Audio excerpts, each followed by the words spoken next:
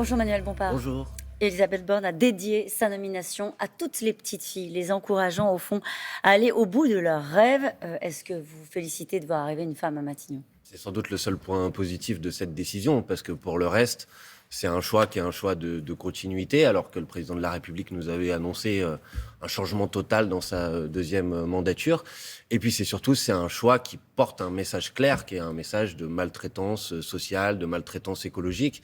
Elisabeth Borne, je le rappelle, est quand même la ministre qui a mis en place la réforme de l'assurance chômage, qui a réduit de près de 20% les indemnisations d'1 million de personnes dans ce pays.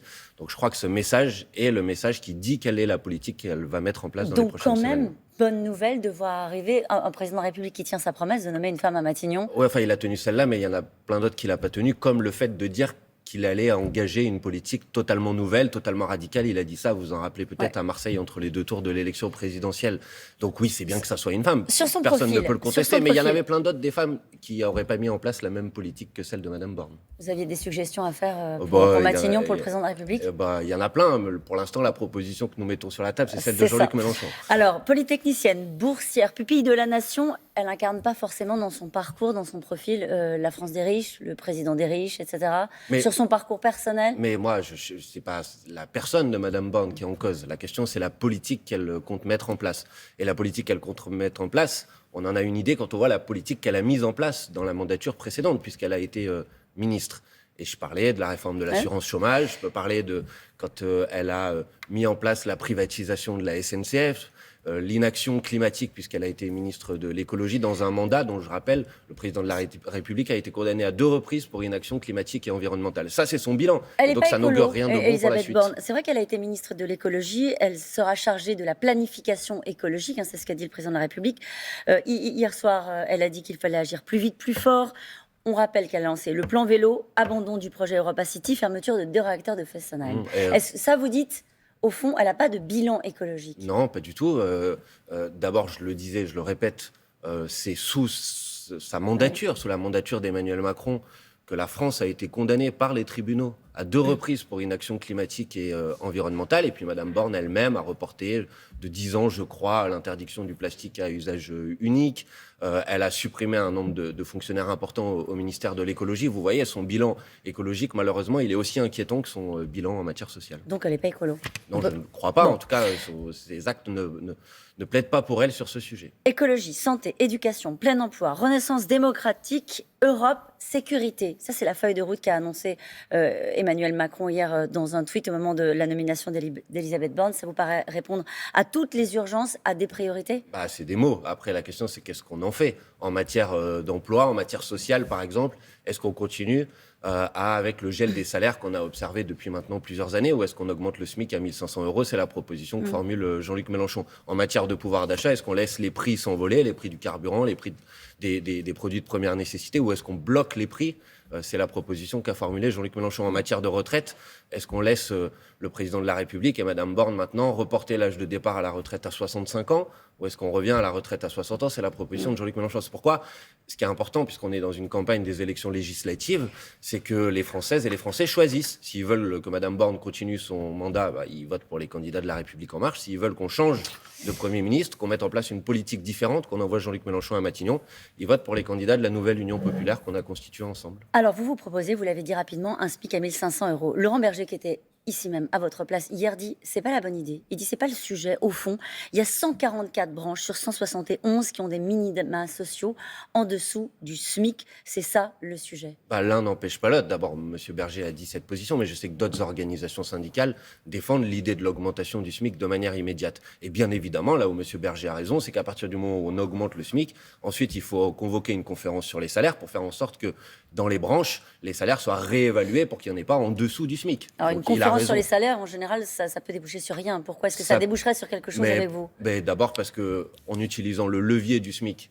là, il y a quelque chose qui ne dépend pas de la discussion avec les organisations syndicales. Ouais. Et ensuite, parce que le rapport de force, je pense, si Jean-Luc Mélenchon était élu à Matignon, en tout cas s'il y avait une majorité qui permettait ensuite à Jean-Luc Mélenchon d'être à Matignon, le rapport de force dans le pays permettrait, je crois, aux salariés de se mobiliser pour faire en sorte que leur salaire, effectivement, puisse Donc augmenter. après la nomination de Mélenchon, il y aura de la mobilisation dans la rue. Je crois, en tout cas je le souhaite. J'espère même qu'elle ne va pas attendre la nomination de Jean-Luc Mélenchon, parce que les projets qui sont ceux du président de la République sont très inquiétants. Je reparle des retraites quand même, mais je vous rappelle que le mouvement des retraites a été le grand mouvement social de ces dernières années. Donc si le président de la République, il faut qu'il entende le message, s'apprête et continue à s'entêter à reporter l'âge de départ à la retraite à 65 ans, il faut qu'il s'attende à une résistance politique très forte, mais aussi à une résistance sociale très forte. Pourquoi passer par l'étape élection, alors, du coup, si tout se termine dans la rue? Je n'ai pas dit que tout se terminait dans la rue, j'ai dit que si Jean-Luc Mélenchon se retrouvait Premier ministre, il aurait besoin d'un soutien, de la mobilisation populaire pour mettre en place le programme que l'on défend.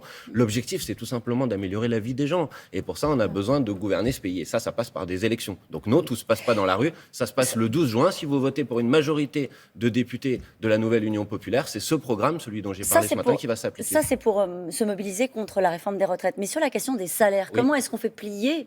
Vous dites qu'il y aura un rapport de force différent. Comment est-ce que vous faites plier les entreprises? Alors, premièrement, le SMIC ne dépend pas du rapport de force. C'est une décision qui est une décision gouvernementale. Pour le reste des salaires. Deuxièmement, il y a aussi la volonté de convaincre. Moi, j'entends tout à fait le fait que pour des petites ou des moyennes entreprises, la hausse du SMIC, ça ne soit pas forcément une mesure qui soit facile. Donc, dans le programme que propose Jean-Luc Mélenchon, il y a l'idée de mettre en place une caisse de péréquation qui fait que la charge due à l'augmentation des salaires reporte davantage sur les grandes entreprises plutôt que sur les petites et les moyennes entreprises. Et je crois que ce travail de conviction, on peut l'avoir avec, y compris le patronat. D'ailleurs, dans certaines branches, le patronat lui-même dit que les salaires sont trop bas, qu'ils n'arrivent pas à recruter et qu'il faut augmenter les salaires. Donc vous voyez, ça ne sera pas que de la confrontation, il y a aussi de la conviction. Vous avez entendu tout à l'heure la chronique d'Axel de Tarlé, le coût de la dette a augmenté de 15% en 2021. Ça ne va pas s'arranger avec la hausse des taux. Est-ce que vous l'intégrez dans votre logiciel?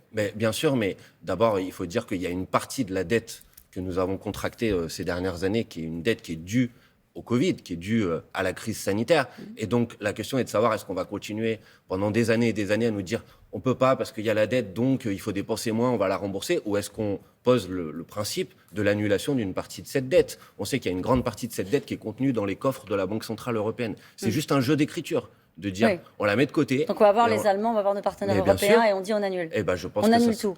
Pas tout, mais en tout cas la partie qu'on a contractée pendant la crise sanitaire. Et de cette manière-là, on fait baisser un petit peu le poids parce que sinon, vous avez le choix si vous voulez pas faire ça, mais vous allez dire aux gens pendant des années, des décennies, désolé, on peut pas parce qu'il va falloir rembourser une dette dont on n'est pas responsable puisque c'est une dette qui est due à une situation extraordinaire. Donc voilà, je pense que ça serait une mesure raisonnable. On sait naturellement que la question du pouvoir d'achat est impactée par la situation internationale, par ce qui se passe en Ukraine. Je voudrais avoir votre sentiment sur ce qui a été décidé hier et considéré comme certains comme historique. La Suède et la Finlande veulent entrer dans l'OTAN. Alors Vladimir Poutine a déjà expliqué qu'il avait prévu de réagir, ce sont ses mots. Il demande la protection de l'OTAN. C'est un gage de stabilité dans la région. Comment est-ce que vous dans réagissez? La situation internationale actuelle, je comprends que des pays se disent peut-être que comme ça, on sera protégé. À mon avis, ce n'est pas une bonne solution. Personnellement, vous le savez, dans le programme que je porte, nous défendons l'idée qu'il faut sortir de manière progressive, d'abord du commandement intégré, ensuite de l'OTAN. Mais ensuite, la question qui est posée à travers cette décision, c'est-à-dire la question de la sécurité, de la stabilité aux frontières, c'est une question sérieuse. C'est pourquoi nous avons proposé de convoquer une conférence sous l'égide de l'OCDE pour faire en sorte une conférence sur les frontières pour faire en sorte qu'on pose la question des conflits territoriaux pour ramener la paix. Vous êtes contre l'adhésion à l'OTAN de ces deux pays-là? Je suis pour la sortie de l'OTAN, donc par principe, oui. Mais par contre, bien sûr, attaché à la question de la sécurité dans cette zone. Rapidement, une dernière question. Est-ce que vous êtes l'héritier? C'est vous qui débarquez à Marseille dans la circonscription de Jean-Luc Mélenchon. Est-ce que vous êtes l'héritier, Emmanuel Bompard? Non, l'héritier, vous savez, en politique, il n'y a pas d'héritier. Moi, je suis candidat dans la circonscription qu'occupait effectivement Jean-Luc Mélenchon.